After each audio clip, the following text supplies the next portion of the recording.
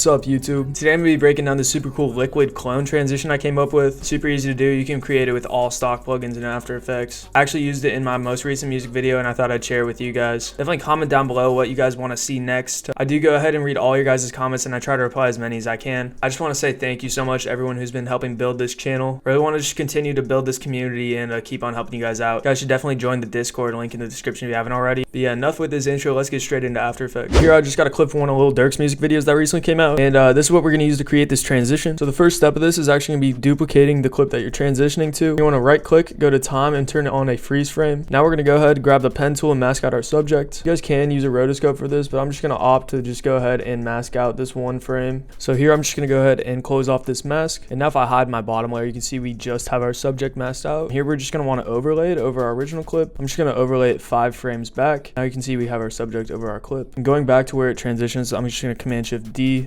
and split this.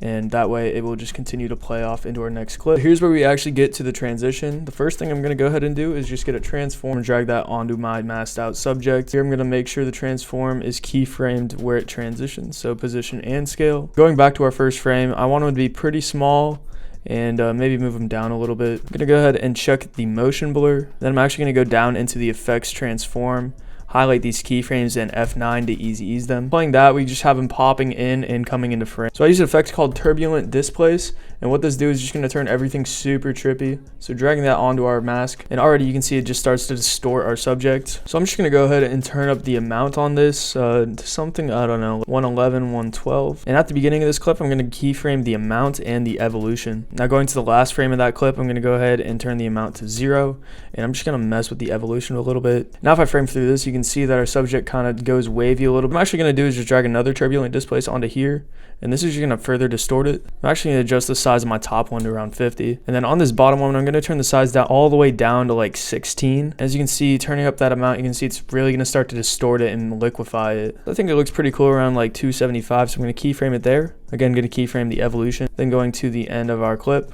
I'm going to go ahead and set that back to 0. In the evolution, I'm just going to drag a little bit. Now playing that back, you can see we have the base of our effect of the blobs kind of coming in and then transitioning. Just to make it a little bit smoother, I'm going to go to the effects and turbulent displace.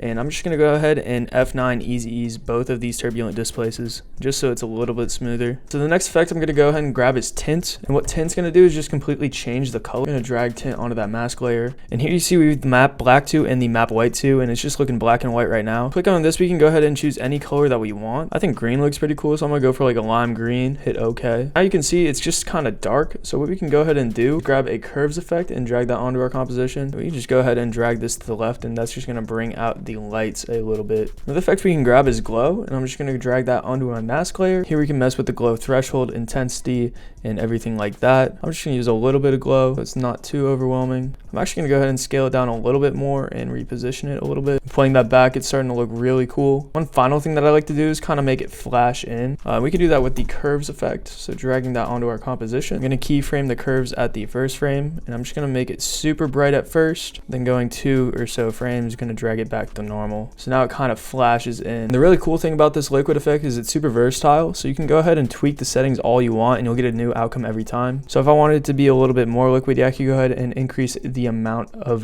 turbulent displace on both of these, and that's just going to make it a little bit more liquidy. I think that looks pretty cool. If you guys did want it to look different, we could go ahead and change the colors to something more like blue or maybe purple or pink. I'm going to go with a pink color. In that back, it looks pretty cool. The other thing you guys can actually do is mess with the hue to make it kind of like a rainbow color. I'm just going to grab hue and saturation, drag that onto our clip. By going to the first frame, you can see if I mess with this hue, it's just going to completely change the color. So what we can essentially do is just keyframe the hue so it changes. Right here, I'm just going to keyframe the channel range, then go towards the end of the clip right here.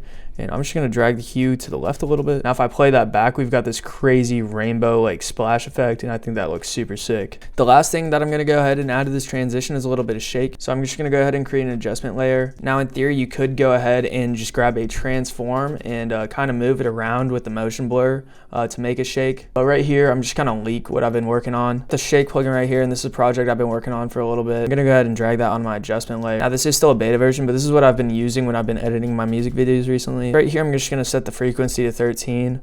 and then I'm going to keyframe the amplitude. But I'm going to set the shank amplitude to something like, I don't know, 140. I'm also going to go ahead and keyframe the rotation amplitude and set it to something smaller, like 9. I'm going to go back 3 frames and set them both to 0. I'm going to go forward like 3 or 4 frames and set them both to 0 again. Then I'm just going to go down into the amplitude and rotation amplitude and easy ease these. Playing that back, you see that just by adding a shake, it really just transforms the whole transition. Definitely let me know if I should finish the shake plugin. Go ahead and drop that for you guys. But yeah, that's pretty much it for me. Hope you guys did find this video helpful. If you haven't already, make sure you like and subscribe. If you want to learn how to create that super cool slow shutter effect, click right here. I think YouTube's asking you to watch this down here. Join the Discord, follow me on Instagram. I'll see you guys in the next video. Later.